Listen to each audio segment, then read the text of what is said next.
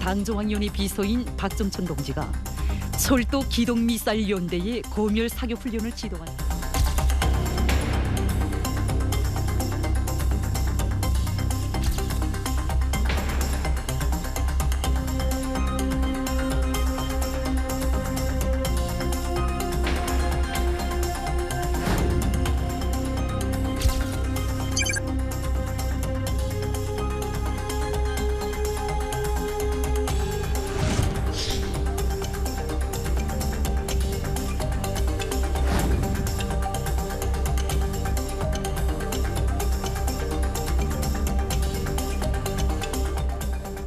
예, 물론 전제가 있긴 합니다. 우리 북한을 그대로 인정을 해달라 이런 전제가 있긴 합니다만 종전선언 그리고 남북 정상회담도 논의할 수 있다. 북한이 이런 태도를 보였는데 그러면서 또 미사일을 쏘아 올렸어요. 이 미사일이 어떤 미사일이냐? 여러분 아마 또 처음 들으셨을 겁니다. 초고음속 미사일이라고 합니다. 도대체 어떤 미사일인지 북한의 의도는 무엇인지 양욱 한남대 국방전략대학원 겸임교수 안정식 SBS 북한 전문 기자와 함께 이야기를 나눠보도록 하겠습니다. 어서 오십시오. 네, 안녕하십니까. 극초음속 미사일 안정식 북한 전문 기자가 계속해서 뭐 이런 그 북한 행동이 있을 때마다 분석하고 기사를 썼는데 들어봤어요? 극초음속 미사일? 들어는 봤는데요. 네. 사실 저도 이제 북한 쪽으로 공부를 했지 이제 무기 자체를 많이 공부한 사람은 아니기 때문에 이제 올해 1월에 그 8차 당대에서 북한의 이제 김정은 총비서가 극초음속 미사일 얘기를 할 때 그냥 흘려서 들었어요. 이게 흘려서, 한번 얘기한 적이 있습니까? 예, 하겠다고 얘기를 했는데 그때 그런 걸 하나보다 이렇게 지금 화면에는 극초음속 미사일에 대한 전반적인 사항이 나오고 있는데 그렇게 흘려서 들었는데 설마 이런 걸 정말 북한이 발사를 할까 싶었는데 이제 어제 오늘 보니까 정말 발사를 했다라고 하니까 북한이란 나라가 어쨌든 외부에서 생각하는 것보다는 상당히 빠르고 발전된 속도로 무기를 개량해 가고 있는 건 사실이거든요. 그래서 북한의 지금 이번 발사했다는 미사일도 과연 어느 정도 수준까지 와 있는지 저도 상당히 좀 호기심을 갖고 어제 오늘 지금 계속 살펴보고 있습니다. 예, 우리 군 당국이 일단 브리핑한 것으로 보면은 충분히 한미 전략 자산으로 요격이 가능하다. 그런데 조금 전에 극초음속 미사일 설명이 나가면서 이거 현재 우리 한국의 미사일 방어 체계로는 요격이 안 된다. 이렇게 얘기 나오고 있는데 양욱 교수님은 SNS 글 보니까 북한의 오늘 발표에 대해서 좀 부정적이고 믿을 수 없다는 반응을 보이셨어요? 예, 뭐 믿을 수 없다라기보다는요. 그러니까 그렇습니다. 그러니까 저 설명이 지금 되게 헷갈리시지 않습니까? 이거 요격이 되는 거야, 안 되는 거야? 다시 한번 볼까요? 아까 그 극초음속 미사일이 어떤 건지. 극초음속 미사일이 사실은 음속 5배 이상 정도는 안 되고 최대 20배까지 나옵니다. 엄청나게 빠르기 때문에 요격을 못하는 게 맞습니다. 그렇게 만들면은. 근데 지금 북한이 만들어낸 것은 그러니까 우리도 속도를 지금 관측을 했지 않습니까? 이거 뭐야? 그냥 요격이 가능한 속도인데 한마디로 개발해서 굉장히 초기 단계다라고 말씀드릴 수가 있는 것이고요. 그러니까 이제 외부의 모양이라든가 혹은 비행 형태 같은 것들은 기존의 기술로 충분히 흉내를 낼 수가 있습니다. 근데 이제 문제는 뭐냐면 정말 마하 10, 20 영역까지 그걸 가면서 조작을 해서 하는 거 이건 완전히 다른 차원의 기술의 얘기입니다. 그래서 미국도 이걸 개발하면서 굉장히 오래 개발을 했는데 아직까지도 실전 배치되는 체계가 아직 안 나오고 있어요. 미국도 극초음속 미사일을 갖고 있어요? 개발 중입니다. 지금. 개발 중이다? 개발 중입니다. 개발 중이고 중국이 지금 실전 배치를 좀 했는데 중국도 한 거의 10년 이상 굉장히 오래 했습니다. 근데 북한이 저걸 나온 것도요. 금방 한 게 아닙니다. 분명히 사전에 올려서 왜냐하면 자신들이 갖고 있는 ICBM 갖고 미국을 공격 다 할 수가 없기 때문에 유일하게 미국을 뚫을 수 있는 게 이 바로 극초음속 미사일 체계이기 때문에 김정은이 계속 요구를 했을 것이고요. 그래서 당연히 지금 이거 뭐 몇 개월 개발해서 나온 게 아니라 수년 이상 거의 한 10년 가까이 연구를 했을 겁니다. 근데 그 결과가 아직 저수준이라고 하는 것은 갈 길이 굉장히 많이 남았다. 그다음에 사실 되게 중요한 게 생각을 해보십시오. 마하 한 5, 6에서 이 스티어하는 것도 조절하는 것도 굉장히 어려운데 마하 10 이상에서 조절을 해야 됩니다. 이게 보통 기술이 아니에요. 그냥 쏘기만 하고 뭐 이렇게 추진력만 생긴다고 해서 그냥 모양이 비슷하다고 해서 모사될 수 있는 것이 아닙니다. 그래서 저렇게 비슷한 무기 체계 하나 딱 쏜 다음에 우리 이제 극초음속 미사일 시작했다. 아주 초기겠죠. 시작하더라도. 그러니까 소위 우리가 얘기하는 두려워할 정도의 무기 체계로 가기까지는 조금 시간이 더 많이 걸릴 것이다. 근데 보통 이제 제가 왜 이 말씀을 드리냐면요. 북한이 무기체계나 이런 것들을 사진에 공개하고 할 때는 대부분 어느 정도 성숙해서 실전 배치를 뭐 예를 들어서 2, 3년 앞두고 있다거나 야, 이 정도면 중요한 어떤 기술적 가치를 넘었다거나 그래서 누가 봐도 고개를 끄덕끄덕 하면서 야, 정말 대단해라고 할 것을 통상 공개를 해왔습니다. 근데 지금 최근에 보면은 열차 발사 미사일 이거 지금 그 과거 냉전 시절 쓰던 거 러시아에서조차 지금 안 쓰는 거고요.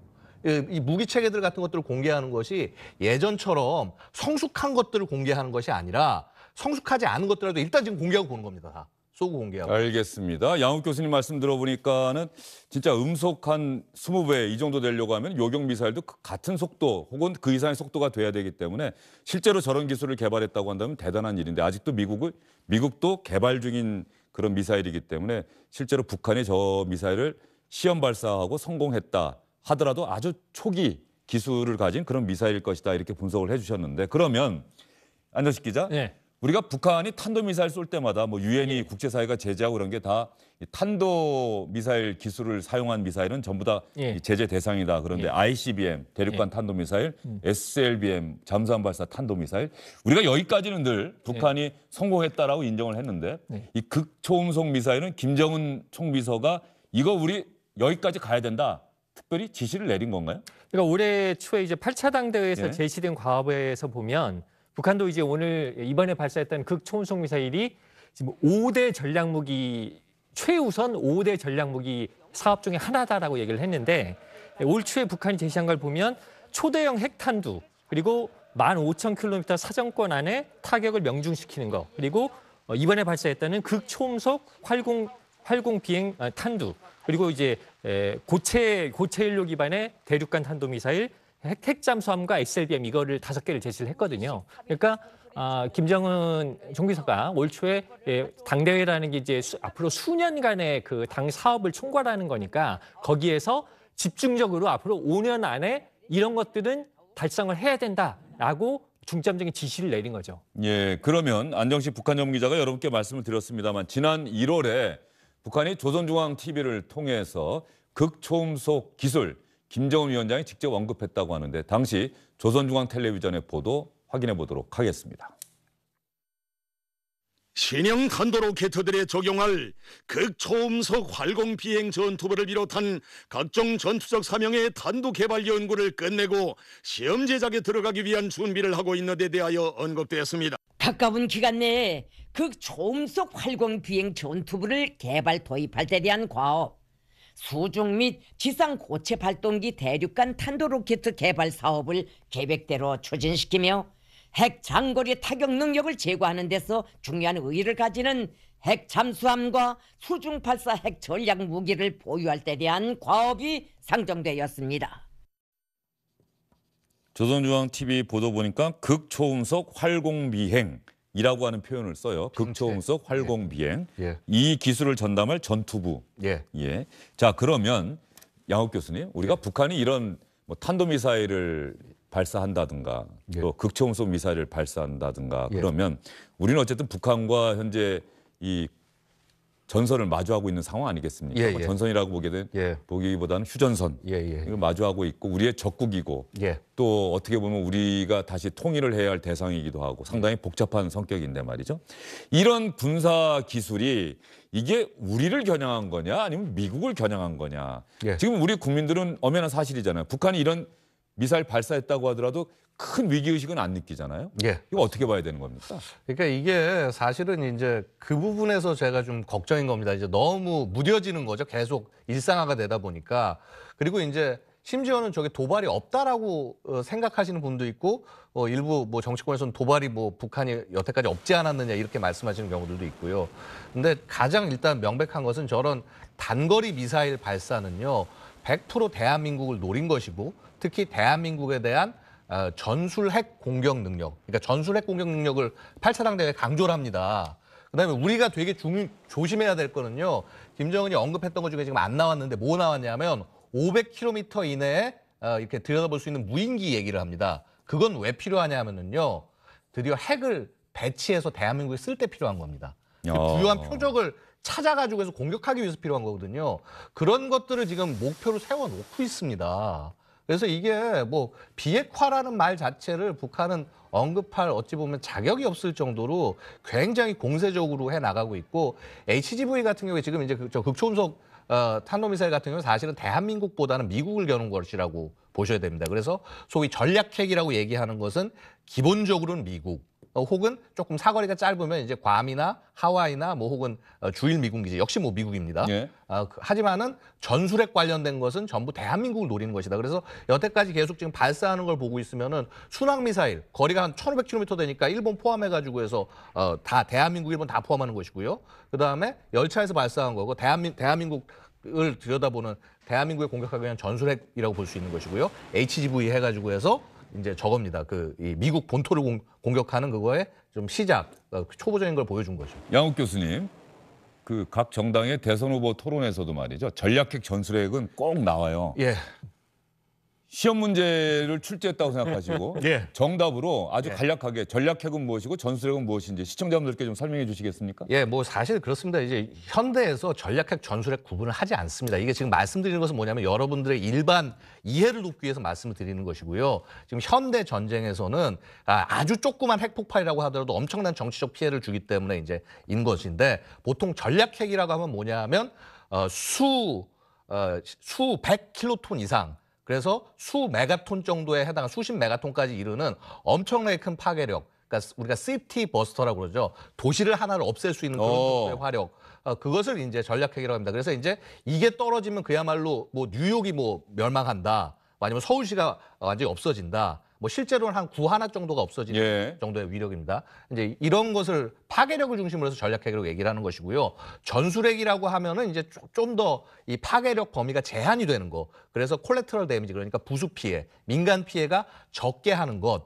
그래서 사실 뭐냐면 이렇게 실제 대한민국에서 만약에 북한이 우리를 공격한다고 하면은 쓸 가능성이 가장 높은 것이 전술핵. 마찬가지로 우리가 북한이 어떤 핵 공격을 했을 때 우리가 만약에 북에게 공격을 해야 한다고 하면은 그때 또 쓰는 게 굉장히 그 방사능이 이런 게 적고 제한되고 지하로 들어가는 전술핵. 이렇게 쓸 수밖에 없다라는 것이죠. 그래서 이제 전술핵, 전략핵 구분을 하는데 요즘은 솔직히 전술핵이란 말도 안 씁니다. 그냥 뭐 전략핵 뭐 혹은 뭐 그냥 그 구분을 잘 안 합니다. 그래서 저는 그 논란을 대선 후보들께서 하시는 것이 조금 좀 우습습니다. 네, 알겠습니다. 예. 국민의힘의 홍준표 후보가 그런 질문을 다른 후보에게 많이 하더라고요.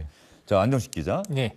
자, 최근에 김여정 부부장 담화도 나왔었고, 뭐 북한 외무성 부상의 명의로 된 담화도 나왔었고 그런데 말이죠. 어쨌든 김여정 부부장은 전향적인 자세, 종전선언, 남북 정상회담 뭐 조건이 있긴 합니다만 논의해 볼 수도 있지 않겠느냐, 할 수도 있지 않겠느냐는 가능성을 시사해 놓고서 저런 또 미사일을 발사한다? 이걸 어떻게 봐야 되느냐, 이게 가장 중요한 건 아니겠어요?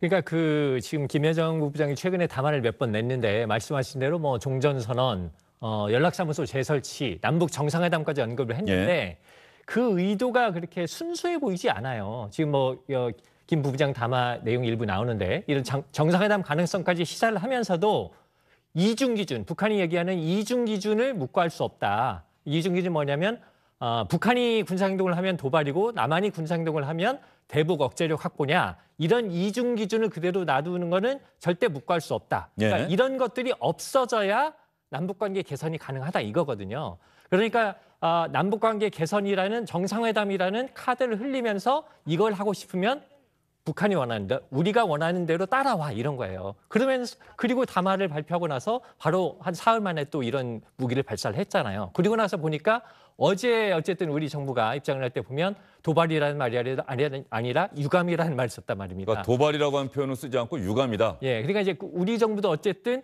지금 국면에서 정상회담이라든가 남북관계 개선에 대한 생각이 있을 텐데 이걸 어떤 수위로 얘기를 해야 될지 고심을 했겠죠. 즉 이런 식으로 북한이 남한의 행동을 이렇게 제어하는 측면에서 이 김여정 담화를 내고 이렇게 남한 정부의 어떤 대북 입장이나 이런 거를 이렇게 제한하는 이런 쪽에 좀 정책을 펴고 있는 것 같습니다. 결과적으로 양욱 교수님 아주 짧게 말씀하셔야 될 것 같아요. 우리 정부의 대응이 예.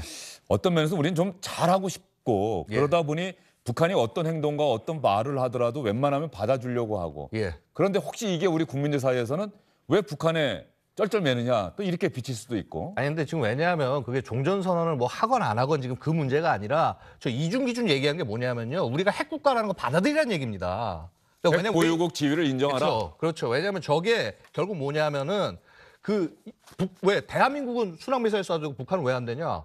북한은 핵을 불법적으로 개발하니까 니들은 국제사회에서 못 믿겠다. 그런 겁니다. 근데 이 부분을 우리 정부도 정말 이게 우리 국민의 미래하고 관계된 겁니다. 앞에서 선언만 하고 끝나는 게 아니라 실제 위협을 제거하고 억제할 수 있는 방향으로 좀 접근하셨으면 좋겠다. 제발 좀 부탁드리겠습니다. 알겠습니다. 안정식 SBS 북한 전문 기자 양욱 교수와 함께 이야기 나눠봤습니다. 수고 많으셨어요. 감사합니다. 오늘은 잊고 지내던 친구에게서 전화가 왔네. 내일이면 멀리 떠나간다고.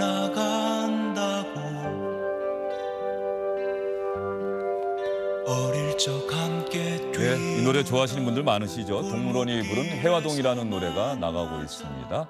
안정식 기자, 양욱 교수도 이 노래 잘 아시죠? 예. 박보람 씨가 또 다시 한번 리메이크해서 아주 좋은 드라마에서 또 OST로 나가기도 했는데 말이죠. 이 노래를 여러분께 들려드린 이유는요. 서울을 보면 서울의 그 특정 동네를 아주 아름답게 묘사한 노래들이 참 많더라고요. 소격동, 서태지 씨가 불렀었고 아현동이라는 노래도 있고 이화동이라는 노래도 있고. 그런데 제가 최근 한 2주일 사이에 대장동 개발사업 특혜 의혹 이렇게 이야기를 하면서 대장동 얘기를 참 많이 했습니다. 그런데 가만히 생각해 보니 성남시 대장동에 지금 또 분명히 많은 분들이 살고 계실 거고 또 아파트가 지어지면서 새롭게 분양받아서 들어가서 사실 분들도 있을 것이고 말이죠. 이 대장동이라고 하는 동네 이름이 이렇게 부정적으로 묘사되고 있는 데 대해서 정작 대장동에 살고 계신 분들에게 우리가 좀 죄송스럽게 생각해야 된다는 생각도 좀 들더라고요. 그래서 앞으로 주영진의 뉴스 브리핑 혹은 뭐 SBS든 언론에서 이 대장동 사업이라고 하지 않고 화천대유 특혜 의혹이라든가 이렇게 좀 표현을 해야 되지 않을까 싶은 생각이 들어서 이 노래를 여러분께 들려드렸습니다. 언젠가는 또 어떤 가수가 대장동에 살고 있는 사람들의 이야기, 또 사랑 이야기를 담은 추억을 담은 그런 좋은 노래를 여러분께 또 선물할 수도 있지 않을까 그런 기대를 가져봐도 되지 않을까 하는 생각에서 이 노래 여러분께 들려드립니다. 주영진의 뉴스 브리핑 오늘은 여기서 인사드리겠습니다. 고맙습니다. 아주 멀리 간다고.